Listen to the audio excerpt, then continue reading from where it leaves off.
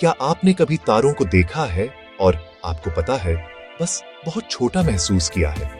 ब्रह्मांड अरबों साल पुराना है। हमारा सूरज लगभग 5 अरब सालों से चमक रहा है। उसकी तुलना में एक इंसान की जिंदगी बस एक छोटी सी चमक है। ब्रह्मांडीय समय के विशाल अंधेरे में एक छोटी सी चिंगारी। यह एक ऐसा विचार है जिसने चेतना के उदय के बाद से इंसान को परेशान किया है। हम पहाड़ों को युगों तक खड़े देखते हैं और तारों को युगों तक जलते देखते हैं, और हम सोचते हैं हम इतने लंबे समय तक क्यों नहीं रह सकते। हमेशा जीने की यह गहरी इच्छा, किसी तरह मौत को धोखा देने की, कोई नया विचार नहीं है। यह हमारे पूर्वजों की सबसे पुरानी कहानियों में मिलता है। जादुई यौवन के फव्वारों और शक्तिशाली देवताओं की कहानियों में जो अमर जीवन प्रदान करते हैं। यह इंसान होने का एक मूलभूत हिस्सा है। अपने अंत के बारे में जागरूक होना और बिना अंत के भविष्य का सपना देखना।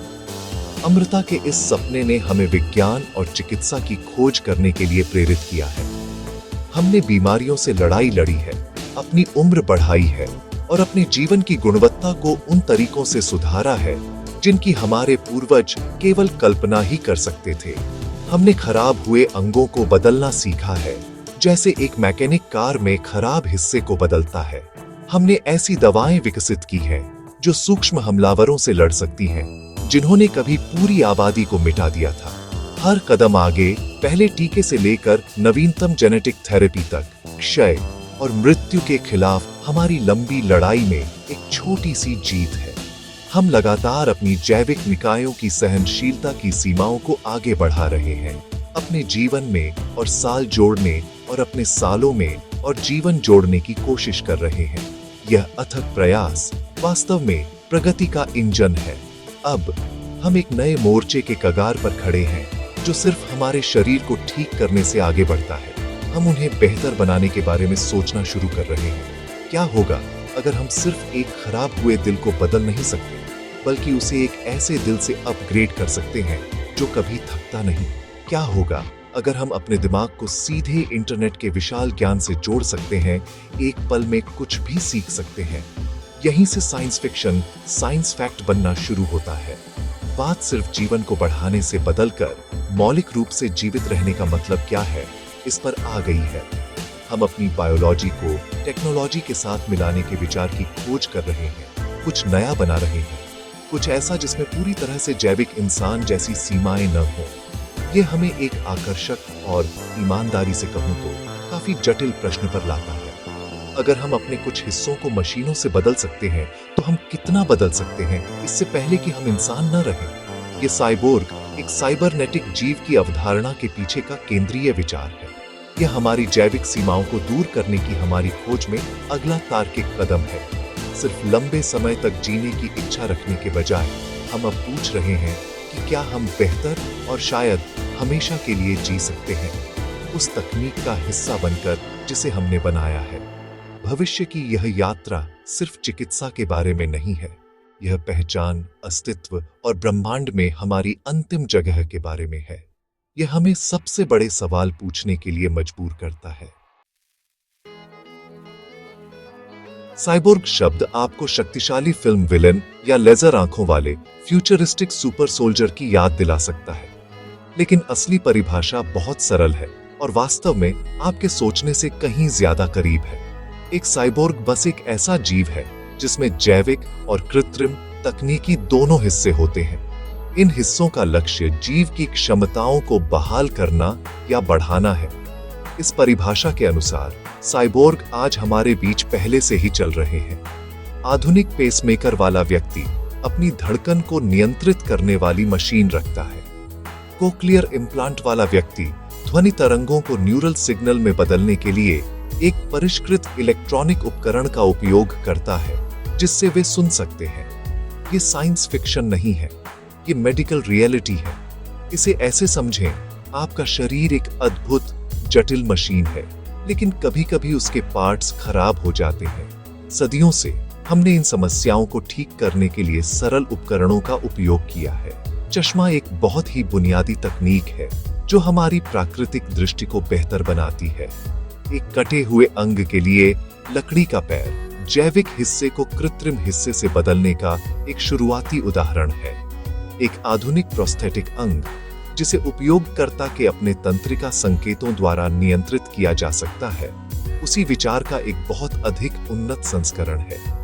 ये सभी उदाहरण इंसान और मशीन के मेल को दिखाते हैं। हम पहले से ही साइबोर्ग स्पेक्ट्रम पर हैं।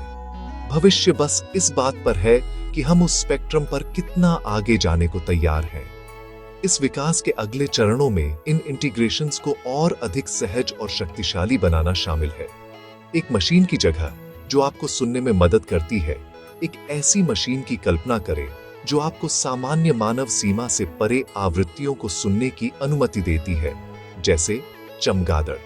एक प्रोस्थेटिक पैर की जगह जो आपको चलने देती है, एक ऐसे पैर की कल्पना करें जो आपको किसी भी ओलंपिक एथलीट से तेज दौड़ने और ऊंचा कूदने की अनुमति देता है। यह पुनर्स्थापन और वृद्धि के बीच का अंतर है।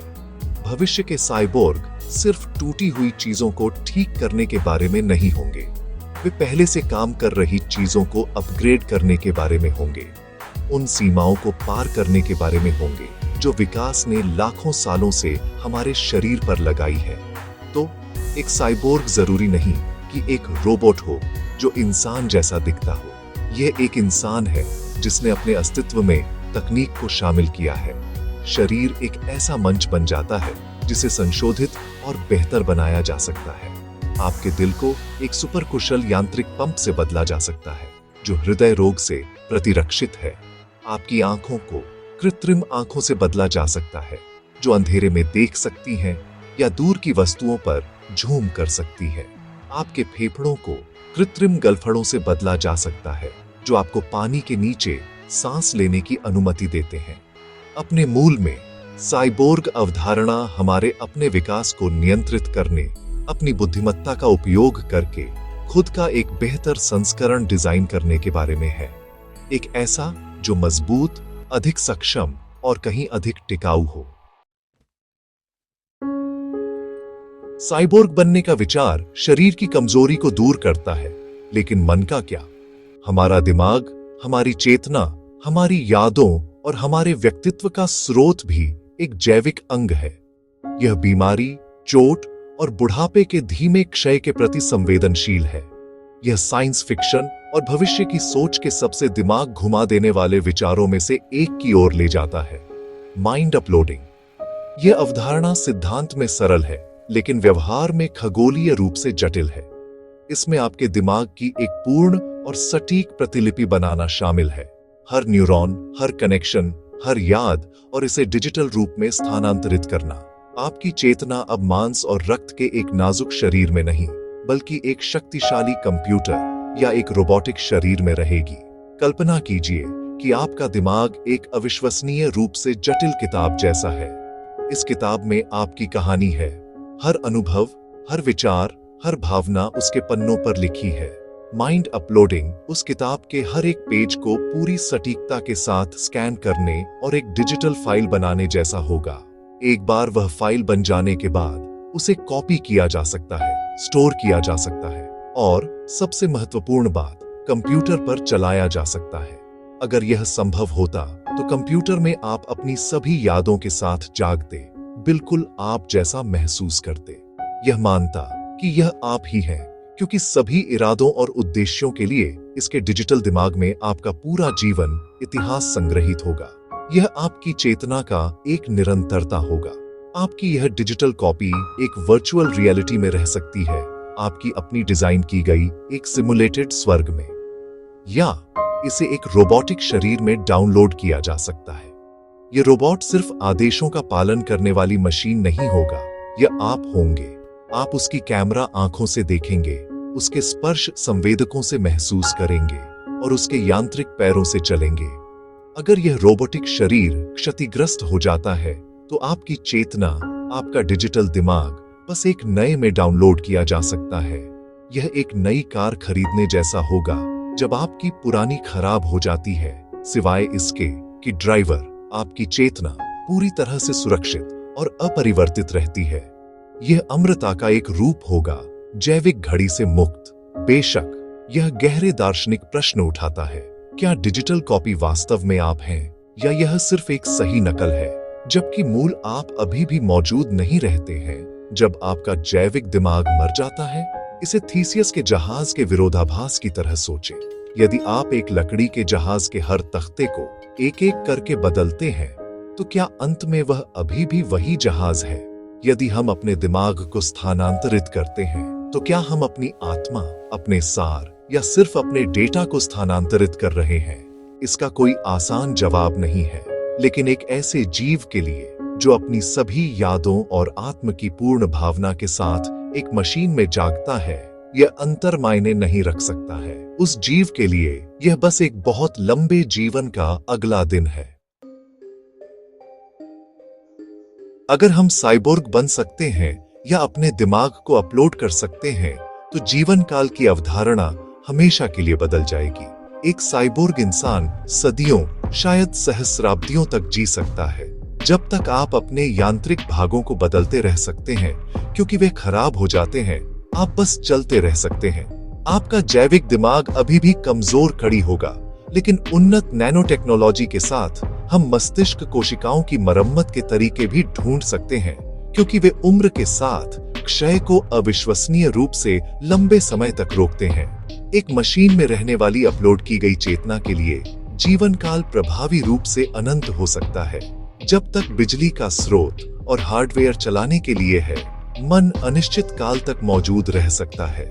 सभ्यताओं के उदय और पतन, महाद्वीपों के बदलाव और शायद मानवता की तारों तक की यात्रा का गवाह बन सकता है। ऐसे भविष्य के फायदे, ईमानदारी से कहूं तो, विचार करने के लिए चौंका देने वाले हैं। हम ऐसी परियोजनाएं शुरू कर सकते हैं जिनमें हजारों साल लगते हैं, जैसे दूर की आकाश गंगाओं तक इंटरस्टेलर यात्रा।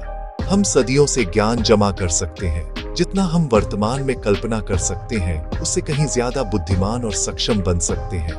बीमारी, बुढ़ापा और शारीरिक कमजोरी अतीत की बातें बन जाएंगी। मानवता, या हम जो भी बन जाते हैं, अधिक लचीली होगी, ब्रह्मांडीय आपदाओं से बचने में सक्षम होगी, जो आसानी से हमारे वर्तमान जैविक रूप को मिटा देंगी। हम चरम वातावरण का पता लगा सकते हैं, गहरे महासागरों के भारी दबाव से लेकर अंतरिक्ष के निर्वात तक, अनाड़ी जीवन समर्थक सूट की आवश्यकता के बिना। यह सीमा पर बुद्धिमत्ता की अंतिम जीत होगी। हालांकि संभावित नुकसान भी उतने ही गहरे हैं और बहुत सावधानी से विचार किया जाना चाहिए। इस तकनीक तक किसे पहुंच मिलेगी? क्या यह केवल बेहद धनी लोगों के लिए होगा, एक नया अमर उच्च वर्ग बनाएगा, जबकि बाकी मानवता को पहले की तरह जीने और मरने के लिए छोड़ दिया जाएगा? इससे इतिहास में सबसे बड़ी सामाजिक असमानता हो सकती है।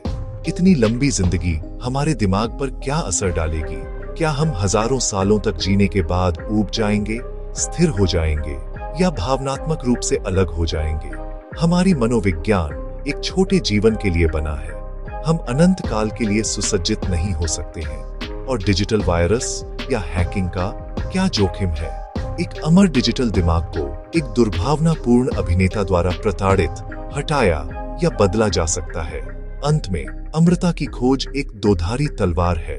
यह हमें सबसे बड़ा पुरस्कार प्रदान करती है जिसकी कल्पना की जा सकती है, मृत्यु की हार। लेकिन यह हमें अपनी मानवता, अपने समाज और अपने मूल्यों के बारे में सबसे गहरे सवालों का सामना करने के लिए भी मजबूर करती है।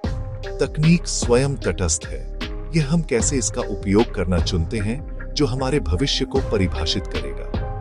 क्या हम इसका उपयोग पूरी मानवता को ऊपर उठाने के लिए करेंगे, ब्रह्मांडीय अन्वेषण और समझ के एक भव्य नए अध्याय को शुरू करने के लिए, या यह विभाजन और नियंत्रण का अंतिम उपकरण बन जाएगा? हमेशा के लिए का रास्ता अविश्वसनीय वादे और अपार खतरे दोनों से भरा है। जैसे ही हम ये पहले कदम उठाते हैं, हमें ज्ञान, दूरदर्शिता और उस भविष्य के लिए जिम्मेदारी की गहरी भावना के साथ आगे बढ़ना चाहिए जिसे हम बना रहे हैं।